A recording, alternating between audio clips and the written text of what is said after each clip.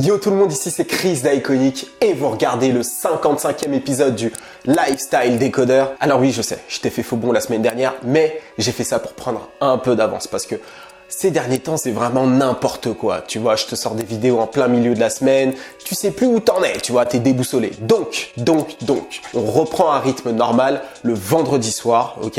Donc là, on est vendredi soir, t'as la vidéo. Je t'ai promis les chroniques de Lil Wayne et de Eminem. Tout ça, c'est déjà enregistré, donc ça devrait aussi arriver. Si on te demande quel jour est le LSD, tu réponds le vendredi soir, ok? Donc voilà, on va pouvoir commencer. Il y a un mois de ça à peu près, Adam22 a tweeté « Moi, DJ Akademiks et Cole Bennett avons plus d'audience que les grands médias qu'on suivait lorsqu'on était jeune. » Effectivement, No Jumper, Cole Bennett et DJ Akademiks ont une audience de tarés. Alors, je t'ai déjà parlé de Cole Bennett il y a quelques mois et maintenant je me suis dit que ça pouvait vraiment être intéressant de parler de No Jumper avec Adam22 parce que sa stratégie pour arriver, son business model, franchement, rien à dire et je pense qu'il y a beaucoup de choses que tu peux apprendre de ça. Donc, sans plus attendre, on y va. Alors on reprend les bonnes habitudes avec la fameuse bio. Donc c'est à Nashua, une petite ville du New Hampshire qui se situe donc à la limite de cet état, que Adam Grand Maison voit le jour en 1983. Oui, son nom de famille est Grand Maison. Il doit sûrement avoir des origines françaises. Il grandit dans un cadre familial plutôt correct. Son père est travailleur social et sa mère est libraire. Bref, la classe moyenne américaine classique. Son amour pour le rap commence alors qu'il n'a seulement que 9 ans. Lorsqu'il entend par exemple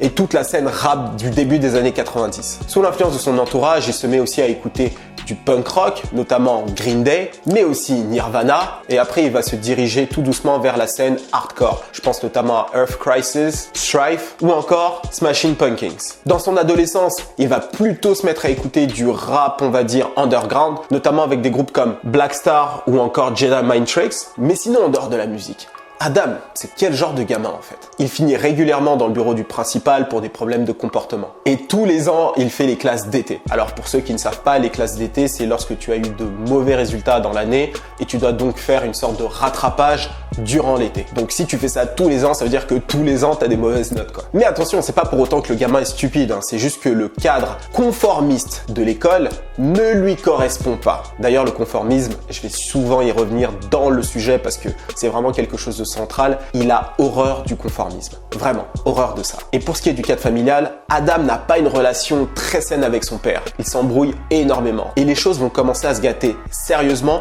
lorsque son padré va aller en prison. Il va aller 1 an en prison pour avoir fait de l'abus de position. On n'a pas énormément de détails. Il passera pas un très long moment en prison, mais lorsqu'il sort, les choses empirent. C'est un père de famille, donc forcément, lorsqu'il sort de prison, il se dit qu'il va remettre son fils dans le droit chemin. Sauf qu'il va employer la manière forte. Donc c'est parti en coup de coude, tu vois. Donc la relation avec son père devient de plus en plus houleuse et ça jusqu'à la fin de son adolescence. Le seul moyen pour lui d'échapper à ses parents, c'est pas le rap, c'est le BMX. Il passe des heures sur son BMX avec ses potes et de fil en aiguille, il devient un vrai adepte à cette culture. Avec ses problèmes familiaux et ses problèmes à l'école, tu t'attends sûrement à ce que je te parle de problèmes de drogue. Mais non, Adam fait partie de la mouvance Straight Age. Ce qui veut dire que Adam ne consomme ni d'alcool, ni de drogue, ni cigarette, rien. Et ça au moins jusqu'à ses 21 ans. Après ses 21 ans, il s'en foutait. Hein. Là, il a pris une bière.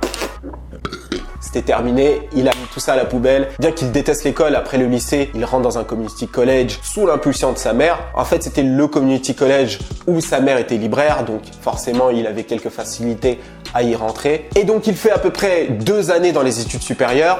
La première année dans cette école-là, et je crois que la deuxième année, il l'a faite dans une autre école, mais peu importe. Comme je l'ai dit plus tôt, le système scolaire qui est très conformiste ne correspond pas du tout à Adam. Donc, dès qu'il a eu l'occasion de pouvoir quitter ce système-là, il l'a fait.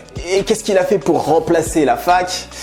Eh ben, Adam s'est mis dans les escroqueries. En particulier, les escroqueries à la carte bleue. Il fait ça à peu près pendant 1 an et demi, 2 ans, je crois. Alors, il ne s'est jamais fait prendre. Par contre, son colocataire, lui, s'est fait attraper. Et je peux te dire qu'il est rentré dans une période où il était complètement paranoïaque. Et donc au milieu de tout ça, il décide de quitter le New Hampshire pour aller s'installer à New York, plus précisément dans le Queens, dans un appartement où il est en colocation, un truc un peu miteux. Et là-bas, il se donne pour objectif de faire des vidéos autour du BMX, qu'il allait faire des vidéos un petit peu freestyle à New York. Malheureusement, son rêve va très vite se crasher parce qu'il va se blesser au dos, en particulier au bas du dos, et donc du coup, il pourra plus continuer ces vidéos-là. Un petit peu par hasard, il tombe sur un livre de poker. il commence à s'y intéresser et finalement il devient fan. Et lorsqu'il comprend qu'il peut se faire beaucoup d'argent avec ce jeu, il passe des heures à étudier le truc et finalement il devient un véritable pro. As soon as I started to make some money from online poker, it just gave me that feeling that I had from the credit card shit, but it was legal. I went hard with that shit for like 3 years. Il passe près de 12 heures à jouer à du poker en ligne et il se fait 100 000 $ l'année. Le gars est devenu un ermite, complètement. Il sortait quasiment jamais de chez lui, mais par contre, il était devant son ordinateur à jouer à plusieurs tables de poker, à essayer de se faire un maximum de fric. Et ça marchait. Et comme il passe le plus clair de son temps sur Internet, il a le temps de voir ce qui émerge, notamment les premiers grands blogs. Je pense notamment à Nah-Right. Et donc en voyant Nah-Right, parce qu'il passe son temps dessus, c'est un fan de hip-hop, rappelle-toi, il se dit ça peut être intéressant de lancer le Nah-Right, mais du BMX. Après un petit peu avoir réfléchi, il décide de lancer donc son site, The Come Up. Because this is 2006, this is right when people started putting videos on YouTube and MySpace and really putting online content out that was pretty decent quality. I just realized I could fucking just aggregate all this bullshit. À ce moment-là, il avait encore aucun business model. Il ne savait pas du tout comment il pouvait gagner de l'argent avec son site internet. Mais ça le passionnait. Et donc il apprend les choses un petit peu sur le tas et peu à peu, il commence à se faire contacter par des marques qui veulent faire de la publicité sur son site. Plus son site commence à prendre de l'audience, moins il passe de temps à jouer au poker. Et lorsqu'il réussit à faire 2000 $ par mois grâce à The Come Up, il laisse tomber complètement le poker. Comme quoi, la passion a pris le dessus sur l'argent. Ce qui montre bien que l'argent n'était pas la première motivation d'Adam. Aussi, il avait compris le potentiel de son site internet. Tous les grands magazines ne voulaient pas s'investir complètement sur le web parce qu'elle faisait déjà beaucoup d'argent en imprimant des magazines papier. Par contre, lui, il n'avait aucunement l'intention de faire un magazine papier. Donc l'idée pour lui, c'était de mettre toute son énergie sur son site internet parce que son business model était là-bas. D'ailleurs, ça a été l'erreur de beaucoup de magazines dans tous les secteurs à ce moment-là. Ils ont eu beaucoup de mal à faire la transition entre le magazine papier et Internet. Pourquoi? Parce que Internet, c'était pas encore autant développé qu'aujourd'hui. Et donc finalement, à 22 ans, Adam a le site numéro 1 du BMX dans le monde. Et peu à peu, il développe ses activités et va vivre à Los Angeles. Il développe Handsome Shit, qui est une boutique, mais aussi une équipe de BMXeurs qu'il sponsorise. Il fait du merchandising. Les choses vont plutôt bien pour Adam. Bon, il était très mal parti avec son histoire de fausse carte de crédit, mais finalement, il s'en sort plutôt bien.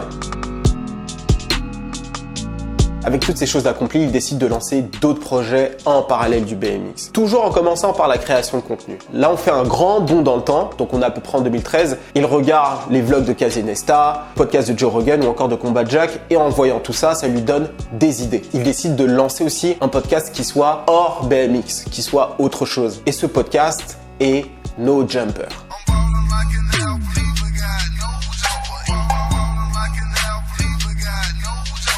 À ce moment-là, le podcast n'avait strictement rien à voir avec celui qu'il est aujourd'hui. Initialement, il était censé parler en fait de créatifs, d'entrepreneurs, de gens dans le monde de la musique, etc. D'ailleurs, le premier invité du podcast est un start-upper. Okay, so this is the first episode of what I guess I'm just going to describe it as my non-BMX podcast.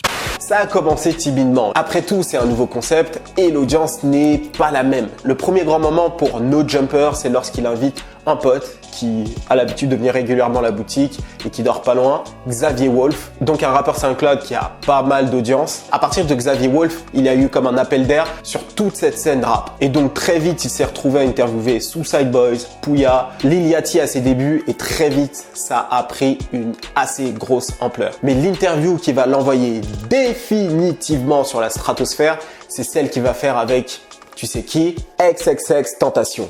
Début 2017. Là, ça explose. It maybe got 20,000 views right away, and then it starts like chugging along, getting like 1,000 views a day, and then he gets locked up, and then while he's in jail, boom, 80,000 a day, over and over and over. Et par la suite, comme tu le sais, il y a eu une tonne d'invités. Tous les rappeurs SoundCloud passent par son podcast. Comme quoi, en étant inspiré, en prenant des risques et en travaillant dur, on finit toujours par atterrir quelque part, même pour les non-conformistes. Alors, qu'est-ce qu'on trouve dans ce podcast qu'on ne trouve pas ailleurs et qui a fait son succès? En fait, il y avait ce qu'on appelle une white space, en particulier dans le contenu audio. Et quand je dis contenu audio, je parle donc de la radio et des podcasts. Tout d'abord, la radio. La plupart des artistes qui sont invités sont programmés par un label dans le cadre d'une promotion. Et la plupart des rappeurs qui viennent juste d'exploser sur SoundCloud n'ont pas de label. Et même des fois, ils n'ont même pas de manager. Et donc, difficile de rentrer en contact avec ces radios et que ces radios les prennent au sérieux. Autre chose, la radio a des objectifs d'audience. Donc pourquoi inviter un rappeur underground pour une audience mainstream. Ça n'a aucun intérêt pour le rappeur qui parlerait donc à la mauvaise audience et également aucun intérêt pour la radio qui ferait des mauvais chiffres. Il peut y avoir des radios underground ici et là, mais est-ce que les gens écoutent vraiment encore la radio? En tout cas, est-ce que l'audience de ces rappeurs écoute la radio?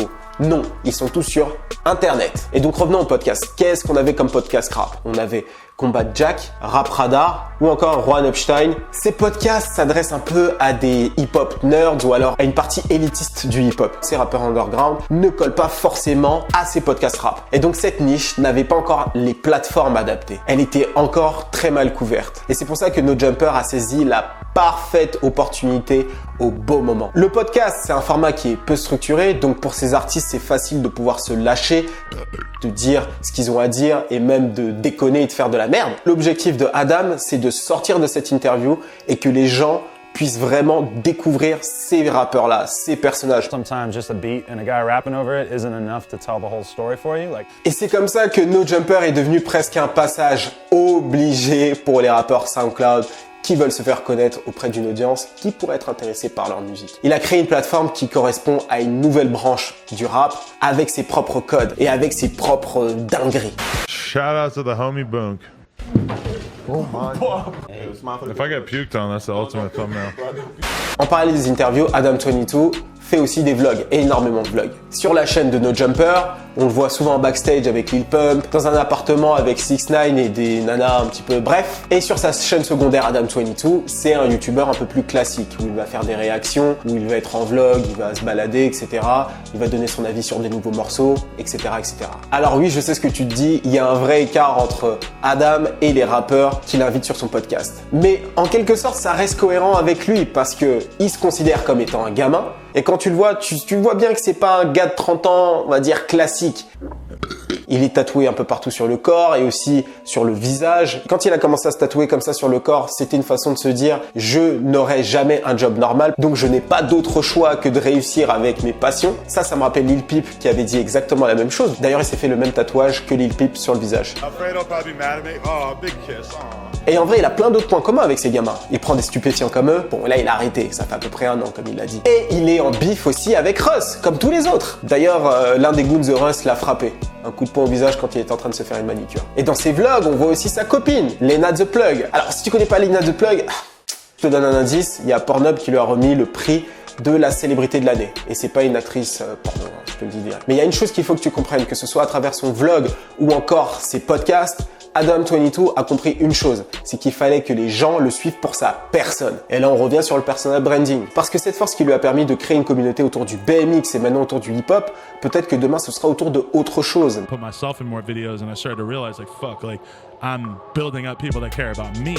And then I knew that at a certain point I'd be able to take it outside of BMX. Pour lui, l'important, c'est que les gens restent connectés à sa personne. Donc là, c'est pas un auto-placement de produit, hein. C'est juste la vérité. Pour ce qui est de la formation, de toute façon, les gens le sauront, les gens intéressés le sauront. Aujourd'hui, la chaîne No Jumper totalise plus de 470 millions de vues et plus de 2,2 millions d'abonnés.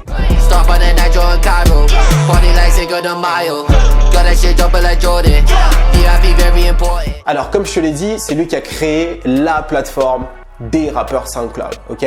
Il a lancé une marque de vêtements autour de ça, No Jumper, tu vas sur son site, tu peux acheter des suites. Il crée des events où il invite des rappeurs de son univers. Et plus récemment, il a lancé son label, No Jumper, le label. Il a annoncé récemment avoir signé un deal avec Atlantic Records. Donc c'est le label qui compte dans ses rangs Bad Baby, Cardi B, Kodak Black, Uzi. Bref, un label qui comprend cette nouvelle scène rap. Donc ça avait du sens qu'il se connecte avec eux. Et donc en fait, il est en train de se transformer en une sorte de DJ Khaled, mais du rap SoundCloud. Il a lancé quelques singles, notamment le morceau Hard avec TK et Blockboy GB.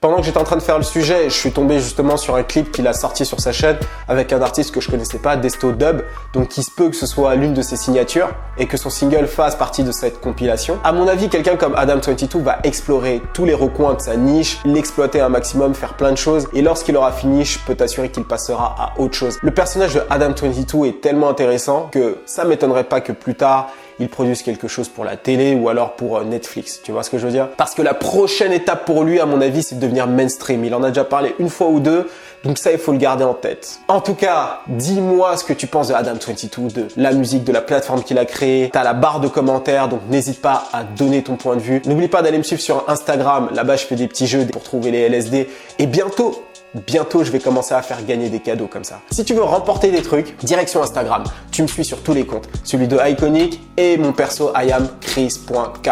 Et moi, je te dis à vendredi prochain. C'était Chris du Lifestyle Décodeur d'Iconic pour vous servir. Cheers!